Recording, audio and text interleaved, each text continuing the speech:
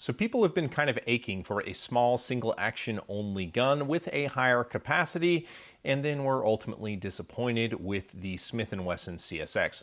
I know it wasn't just me. Kimber was taking notes and has now released the Kimber CDS9 that is covert double stack 9mm, and there's a lot about the gun that they got right. So real quickly, I was very disappointed by the Smith & Wesson CSX. I was hopeful when it was first announced that this was going to be the small, slimline, single action only carry gun that we all kind of wanted. They just missed the mark on a lot of design choices with it. Specifically, there's no rail for a light. I don't care about that, but some people do.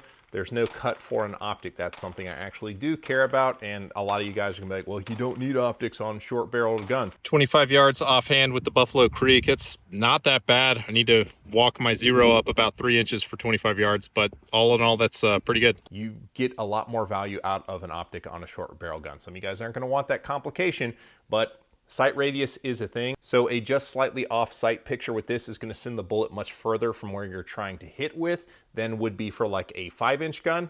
So having a red dot on a short barrel gun makes it hit like a big gun, which the Kimber CDS9 has. You can hit it 25 yards and beyond, making the guns just a lot more capable with the red dot, especially on these little tiny guys. But real quick, let's start with what the gun is. It is a compact double stack gun. There are 3 different magazines. I've got the 13-round magazine in my hand, which is what I think most people are going to like. There's a 15-round magazine that looks uncomfortably long, and then a 10-round magazine that gets you about a 2.5 finger grip on the pistol, whereas the 13 gets you a full firing grip on the gun. YouTube is really weird about saying the prices of guns, which is information people like in gun reviews, but not being vague. If you were to go look for how much these cost, it would be just into the low 4 figures. However, if you shopped deal buying websites, you could be probably just over 9 bills or Benjamins, using cryptic language that the AI won't understand, I'm sure. The slide is milled for an RMSC footprint optic. This is a Cyelee Cat Pro green dot that I'm testing out. It has an external extractor for reliability. It has ambi controls. As you can see there, both slide stop and safety are on the right side of the gun.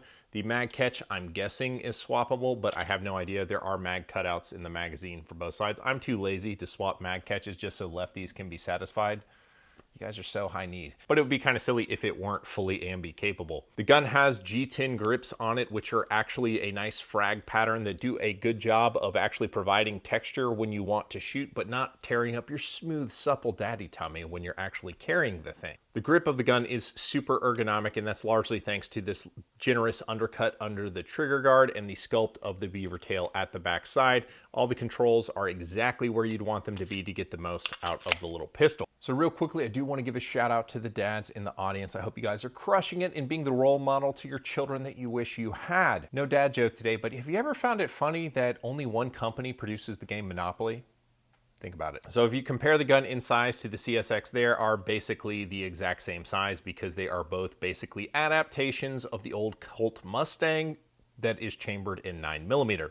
Yeah, basically the same gun, right? Looking at it next to the Kimber KDS9C, their compact gun, it looks absolutely tiny because the KDS9C is a full compact, whereas this is a, I guess, micro compact. I don't even know what we call these small guns. It's one of the smaller guns.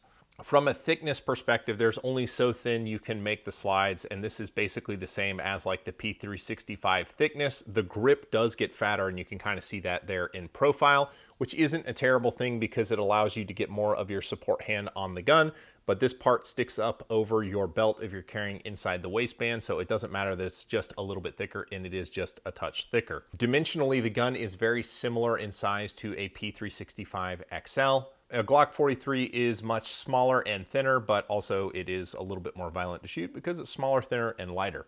And obviously it doesn't have as many rounds either. Now, full disclosure, this gun was sent to me by Kimber. No money changed hands or anything like that. Making videos for you guys. They also included the tactical holster for it. As you can imagine, holster support on new guns is never where we would like it to be, but there are holsters coming from tactical and some of the other brands. This holster is not well set up for appendix carry, but making do, you can see that it's still concealed pretty well. And because it has a wide clip and the gun is only about 20 ounces unloaded plus your ammo complement, however much that weighs, the gun is very easy to carry and very easy to conceal. And shooting the gun shoots very well, and it's largely all thanks to the geometry of the pistol. The excellent grips definitely help. The front strap has that similar frag pattern extended across it, and it bites pretty well on the back of your fingers. And you've got that same frag pattern. Doesn't do quite as much on the back strap, but it doesn't really need to quite as bad. The safeties on the gun are very kind of melty and trim. They're very easy to sweep off, but kind of difficult to sweep up, and they feel a little crunchy when you do it. But it's very easy to deploy the safeties. And as I mentioned, the gun shot very nice with the Buffalo Creek 115 grain ammunition, who support this channel. They provide some ammo. The 115 from Buffalo Creek is super light shooting. Check out a link to my website in the description if you want to find out more about it, because the geometry is so squared away, and I think in large part it's thanks to the relief around the underside of the trigger guard. You're really hooking the gun into the base of your palm, and there is enough space to kind of dangerously close, get your thumb close to the end of the barrel. And there's still enough space to get your support hand engaged in recoil management, and because the traction runs all the way up the grips right underneath the slide, it actually makes a meaningful difference in how the gun shoots. So it is a hinge trigger like a lot of other guns. Now there is a little bit of movement to get onto the wall, but it's a very firm wall. If you pull it really slowly, you can experience just a little bit of creep on the sear there. That's because it is a firing pin block trigger. That's right. There is a firing pin block on this. Recently, people have just discovered that you can inertia fire single action only guns. If you drop them on the muzzle, this firing pin block takes that away, and it is present in the gun. That little bit of squish that I was calling creep is actually the firing pin block disengaging. But because I have a dot on the pistol, the accuracy I'm able to get out of this is excellent, and that's for two reasons. Those ergonomics that I talked about get the gun to seat very predictably in your hands so that as you pull through the trigger, it doesn't move around basically at all. So you're really constrained with your ability to aim the gun, and with the dot on the gun, I was able to put out pretty good groups at 25 yards. At least that's with Buffalo Creek 115s. I'm sure I could tighten it up if I used jacketed hollow points. The recoil spring on the gun with most little skinny tiny guns like this has a dual captive recoil spring, and it is well situated for pretty much all the loadings that I tried. I tried some stouter defensive loads, and that's where the aluminum frame is going to dump more energy into your wrist, because your Federal HSTs, the Hornady Custom 147 JHPs, and the Critical Duty 135 plus Ps that I shot out of the gun had significantly more jump out of the pistol than just the regular range loads. And that's pretty universal. Stouter loads recoil more, and that shouldn't be a surprise. Now, shooting the gun next to the KDS9C, the other double stack Kimber gun without a grip safety, obviously the KDS9C is nicer to shoot. It's got a full-size grip with a bigger, heavier slide, and it's just a little easier to control. Shooting it against the CSX, honestly, the recoil on both these guns is basically the same, because I imagine because the slides are similar weight, the recoil springs are probably set up roughly the same. The guns just shoot very similarly. Now, taking the gun apart for maintenance is pretty much similar to a 1911. You pull the slide just out of battery to allow the little leg on the slide stop to be able to clear the slide, and then you push the base of the slide stop pin with a punch on this side of the pistol, and the slide stop pops out. Taking the gun apart, you can see the firing pin stop there. There's the little lifter inside the frame.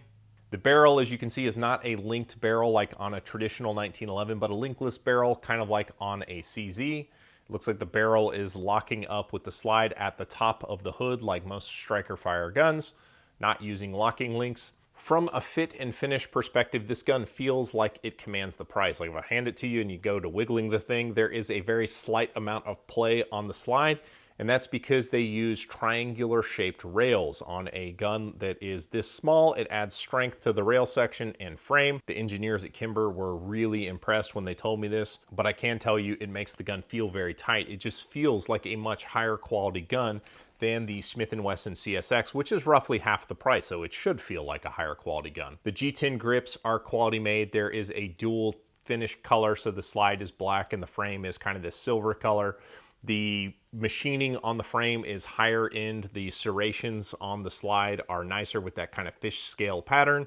It's very understated and doesn't have like a billboard other than kind of Kimber on the top of the barrel there. So the gun really delivers on sort of the features that you get with the gun that you would expect at a price point like that.